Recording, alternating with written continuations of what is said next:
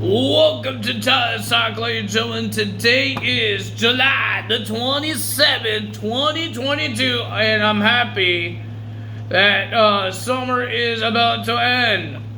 People are going to boo me if I had a live audience here. People are going to boo me. No, we want summer. I hate summer because I hate sweating. It's not that bad out here in Canada where I live. The heat is not trying to torture me. I don't know what else I could say, but the heat feels like it's a torture thing, okay? From the world. I don't know what to say. But ladies and gentlemen, we got some NXT to talk about. And it's going to be interesting. I don't think Triple H made this NXT. I think the old creatives, I don't know who it was. I think it was John Laurinaitis, wasn't he? Or Vince McMahon, somebody. Like I said, I think this whole thing ends. Vince McMahon's creations ends on SummerSlam or after SummerSlam, and then we get the Triple H creations, or Stephanie McMahon creations, or whoever creations. Correct. Whoever is going to be it, we're going to have it maybe next week on Raw. That's what I think.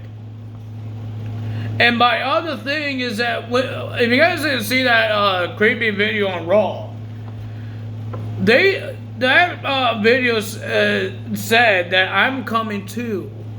So we don't know where he's going, but that means somebody else is there. If it's on SummerSlam, somebody is already booked to SummerSlam. That means they're going. Even this person is going as well. But who? It could still be Edge, because Edge is not booked to be at SummerSlam yet. He was supposed to be on Raw, but there was travel issues, so he couldn't make it. Sorry for that, for Edge. He was supposed to be there at Madison Square Garden on Raw, but the travel issues made it worse for him, and so he couldn't make it. But who else is coming? Is Edge still coming, or would it be somebody different? It could be the Fiend. I don't know if it's the Fiend. There's some things that looks like the Fiend, like the body type. He looks a little more chubbier when they show the shadow a couple of times. And then they show the hair. It looks like Edge's new haircut. But we haven't seen two guys in the same video.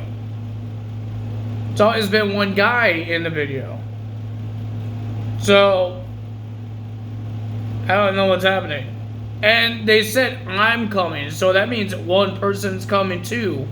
Not we are coming too. Because that's multiple people. We and I means one person, right?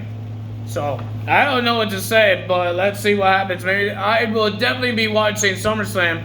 Judgment Day is in action in a no disqualification. Please, no Dominic heel turn. I want to, because this is a no disqualification. If Dominic turns heel, you don't need to knock out the referee, because it's a no disqualification match. I want to see somebody come in and attack. Whoever this video package guy is, or anyone, I want to see somebody attack somebody. Not Dominic turn heel and then he uses a weapon in a no disqualification match. That is not shocking. We have a feeling that Dominic will turn heel, but I'm hoping it will be on Raw or on a smaller pay-per-view that's not SummerSlam. I'm hoping if somebody returns. Because the last two SummerSlams, somebody made the return. Roman made his return on 2020. Becky Lynch made her return on 2021.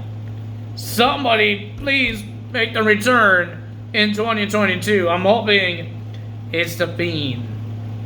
Am I hoping it's Edge? It'd be cool and all, but like I said, they shouldn't have a mysterious video package for Edge. They should say Edge is returning, not some creepy video package for him. So, yeah. Let's get to NXT, ladies and gentlemen. First up, we got Zoe Stark kicking off, and she has a whole bunch of words to say and talking about she was supposed to be gone from injury almost for a year. But she wasn't gone for a year. I thought she was gone for a year. She didn't get injured last year's Halloween Havoc. I thought it was in 2020s. Was it in 2020s? No, it was 2021's. Because I remember she was in NXT 2.0 with a crutch with Io Shirai. She was in a little of the scenes before she was gone fully with her injury. I do remember that. She was part of the NXT 2.0, the first couple of weeks of NXT 2.0. So I believe it was 2021 because 2021 NXT 2.0 debuted. So I guess so. Next, ladies and gentlemen, Cora Jade came out, but she didn't come out to the ring. She was on the balcony, and she is complaining that she did not get her moment. And everybody's talking about her moment by throwing the tag team titles away. And we heard what's going to happen with the tag team titles. After this, I will tell you. And then Toxic Attraction came out and said blah blah, a whole bunch of more words. That Mandy Rose is going to be the longest reigning champion. She said goodbye Raquel, goodbye Rhea Ripley, Charlotte Flair, Bayley, even Paige. Paige is gone now. Paige is no longer in WWE. And all that stuff. And Zoe Stark says, I want a match with you right now for the championship. She said no. And Gigi Dolan says, I will beat you up. So that happened. So we got the NXT tag team titles. Roxanne vacated her title. She says 2 friends should be holding the championship. And Alundra Blaze, the WWE Hall of Famer, helped Roxanne take out the championship out of the trash.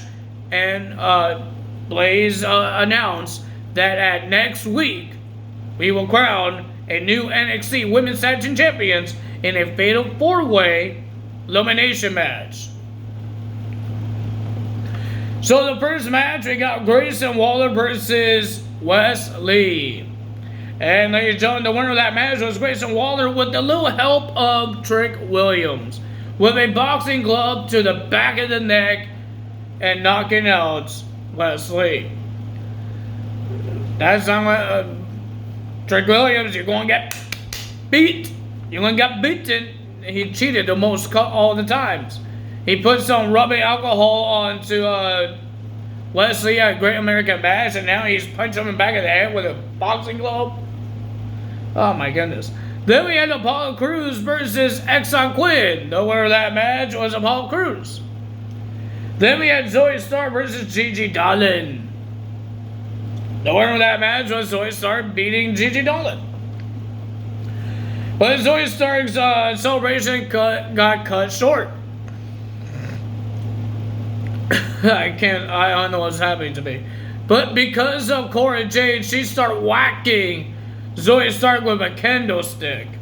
And then here comes the return of Roxanne Perez, making Cora Jade run out of the ring and be scared. And she helped up Zoe Stark, and those two are friends now. I think they've always been friends. Then we had Giovanni Vinci will be versing Andre Chase.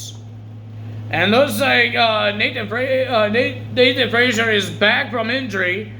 And now he's a flag guy for the Andre Chase University. But the winner of that match, I thought was a pretty decent match. Even the fans thought it was pretty decent. But the winner of that match was Vinci getting the win against Andre Chase. But he's not done there. After the match, he started beating up Andre Chase until Nathan Frazier came into the ring and made Vinci run away. Why is everybody running away? Then we have Indy Hartwell will be versing Ariana Grace, not Grande. Grace in a match, and ladies and gentlemen, the winner of that match was Indy Hartwell because Grace thought it was a good idea to put her feet on the top rope, onto the rope while she was pinning. Referee saw it, and then Indy Hartwell gets the win by, I think, with a big boot. Did she win by big boot? I don't remember. Then we had Tony D'Angelo's family will be versing the Diamond Mine in an 8-man tag team match, and ladies and gentlemen, pretty decent match. But the winner of that match was Tony D'Angelo's family because Roderick Strong accidentally hit Julius Creed with the knee, and the winner of that match was Tony D'Angelo's teammates getting the win. JD McDoy, whatever his name is, Jordan Devlin, he wants to introduce himself. But he won't stop saying how he's going to hurt somebody. So he told a guy that was eating a popcorn, a fan, and told him, do you know how many Americans died by eating popcorn? Because it gets caught in your throat. I had it too. But I never had a big problem, like, not like how he's saying it, but he's trying to scare this fan now. And then he went to the timekeepers and he says, this is the hammer, and he knows how to break somebody's bone finger with the hammer. And then he shook the hand of Wade Barrett and talked about his bare knuckle boxing thing, and looks like he was trying to break his hand, but he's not going to do it. And then he went to Big Joseph and it says he could break the collarbone of Big Joseph with his hand, but he said no. But he did call out Braun Breaker, and Braun Breaker says, we're going to have a match in 3 weeks at NXT Heatwave, and he says we're going to make it official next week. But JD thought it was a good idea to headbutt Braun Breaker. Braun Breaker fell on one knee. He got back up, did a headbutt onto JD, and JD's mouth was bloody. So we're going to see that happen next week as well. If you guys enjoyed this video, hit the like button, leave a comment below, hit the subscribe button, hit that notification bell, and I will see you guys tomorrow for AEW results. That's all for me today. Time is out. Bye.